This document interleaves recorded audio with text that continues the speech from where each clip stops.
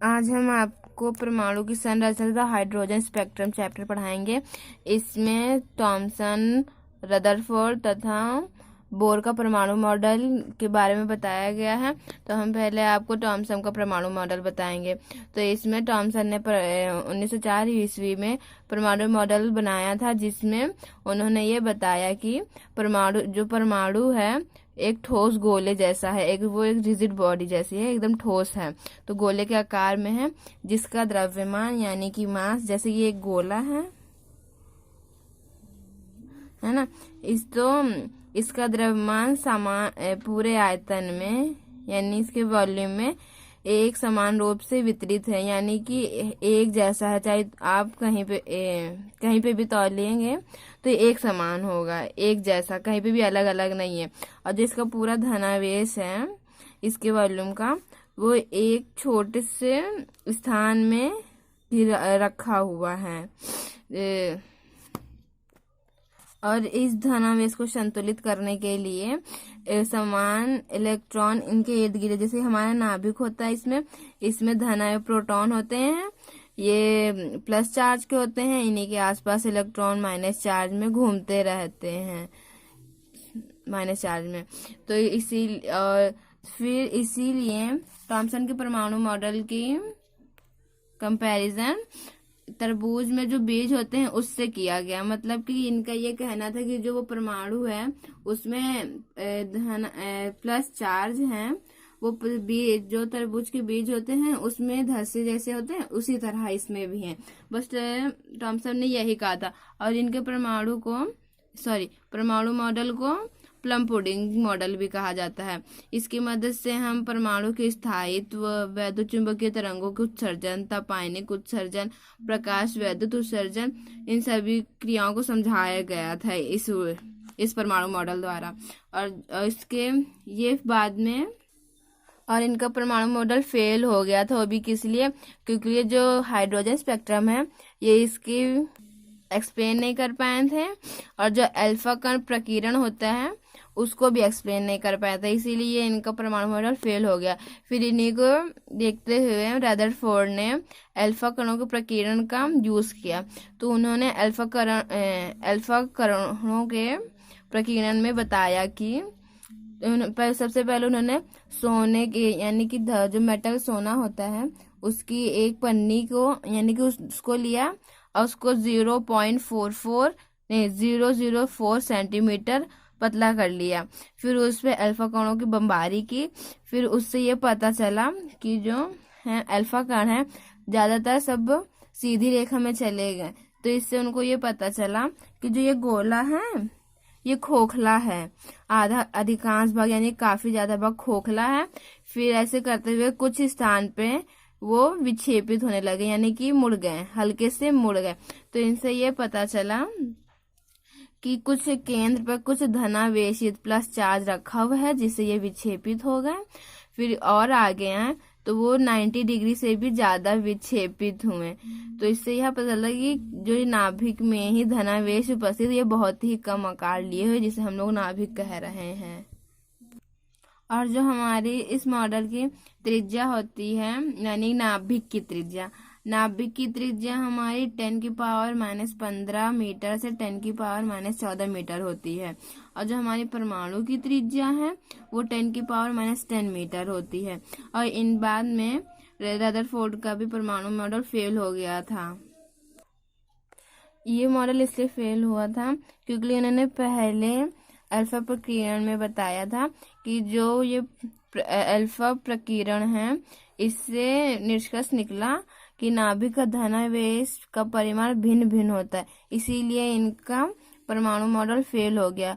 और जो इनका परमाणु मॉडल है और अल्फा कणों का प्रकीर्णन दोनों सेम है लगभग, इसलिए परमाणु मॉडल को बताने की जरूरत नहीं है। तो इनके दोष क्या थे कि ये परमाणु के स्थायित्व की व्याख्या नहीं कर पाए और रेखीय स्पेक्ट्रम की व्याख्या नहीं कर पाए, इसको एक्सप्लेन नहीं कर पाए। यानी कि इसके अंदर था जो नाभिक के चारों ओर घूमते इलेक्ट्रॉन हैं उनमें अभी केंद्र त्वरण होता है। तो गति वैज्ञानिक के अनुसार तो त्वरित आवेशित कण जो विद्युत चुंबकीय तरंगों के रूप में ऊर्जा उत्सर्जित करते हैं। तो नाभिक के चारों ओर विभिन्न कक्षाओं में घूमते हुए इलेक्ट्रॉनों से लगातार ऊर्जा उत्सर्जित होने के कारण उनके वृत्तीय पथ की त्रिज्या कम होती रहती है। इससे अगर इनकी त्रिज्या कम होती रहेगी तो वो ऐसे बार बार त्रिज्या कम होते होते वो नाभिक में चले जाएंगे और गिर जाएंगे और परमाणु वो खत्म हो जाएगा।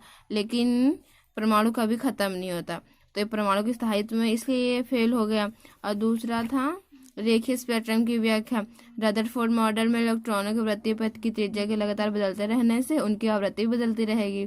तो ये उन्होंने कहा कि उनकी आवृत्ति भी लगातार रेखीय पथ में त्रिज्या बदल रही तो आवृत्ति भी बदलेगी, लेकिन फिर उससे इलेक्ट्रॉन उत्सर्जित नहीं होंगे, तो ये कंटिन्यूअस नहीं रहेगा।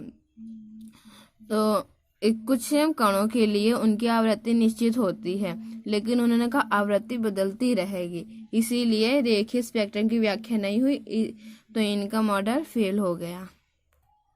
फिर बोर का परमाणु मॉडल, इसमें है नील्स बोर ने रदरफोर्ड के परमाणु मॉडल में मैक्स प्लैंक है उसकी क्वांटम सिद्धांत को लगाकर रदरफोर्ड के परमाणु मॉडल की कमियों को दूर किया। तो इसमें उन्होंने बताया कि जिसमें कि इसमें केवल उन्हीं कक्षकों में इलेक्ट्रॉन घूम सकते हैं जिनका कोणीय संवेग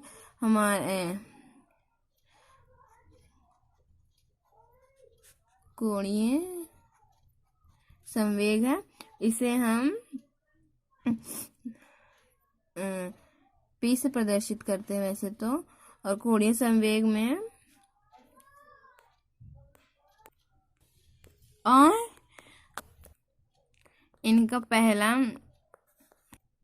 इन्होंने 3 परिकल्पनाएं प्रस्तुत की, जिसमें से पहले थी इलेक्ट्रॉन केवल उन्हीं कक्षाओं में घूम सकते हैं जिनका कोणीय संवेग h/2π का पूर्ण गुणज होता है, मतलब कि h/2π ये है इसका पूर्ण गुणज n का मतलब होता है 1 2 3 4 5, ये हमारा पूर्ण गुणज कहलाता है। इसमें पॉइंट वाले नंबर को हम पूर्ण गुणज नहीं कहते हैं, ये n हमारा पूर्ण गुणज होगा।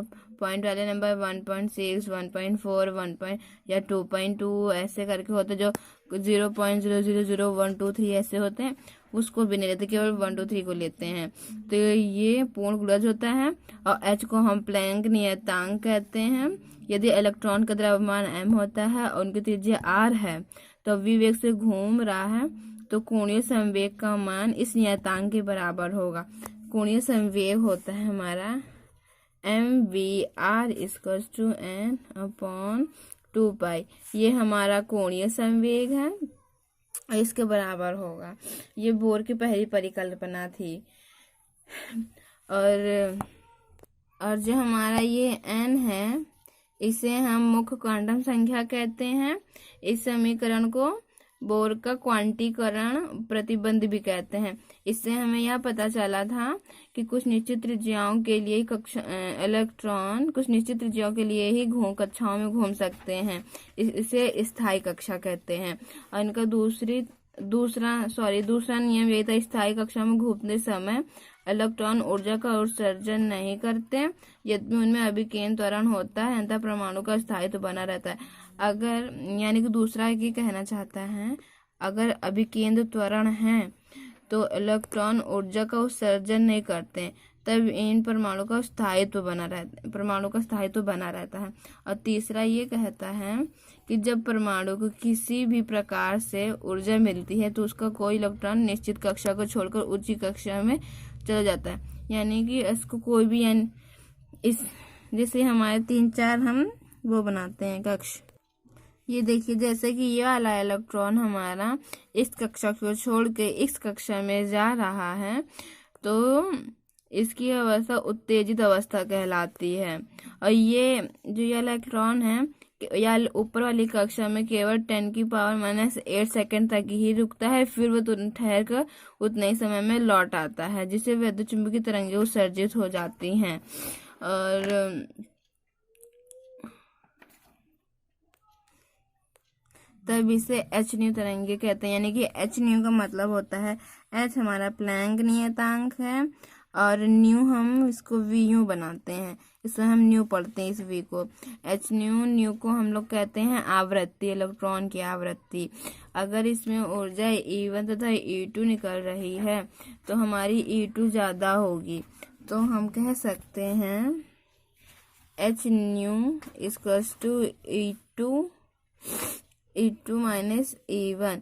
और हम E equals to H nu इसका फॉर्मूला होता है, तो हम इसको नहीं लिखेंगे, यहाँ पे हम इतना लिख देंगे nu equals to E2 minus E1 upon H. ये हमारा फॉर्मूला बन जाएगा। इसे हम कहते हैं कक्षाओं का अंतर, यानी कि जो ये है, ये मेरी पहली कक्षा, दूसरी कक्षा, तीसरी, चौथी, तो इनके बीच में जो डिस्टेंस है इसे हम अंतर कहते हैं। और इस समीकरण को बोर का आवृत्ति प्रतिबंध कहते हैं। जो हमारा ये मान है जिसे हम कक्षाओं का अंतर कहते हैं, जो हमारे इस बीच की डिस्टेंस होती है इसे हम कक्षाओं का अंतर कहते हैं। ये फॉर्मूला है, इसे हम बोर का आवृत्ति प्रतिबंध कहते हैं। अगर कोई इलेक्ट्रॉन नीची कक्षा से ऊपरी कक्षा में जाता है तो वहाँ ऊर्जा उत्सर्जित करता है, तो इस निश्चित कक्षा में जब वह लौटता है तो उस कारण रेखीय स्पेक्ट्रम प्राप्त होता है।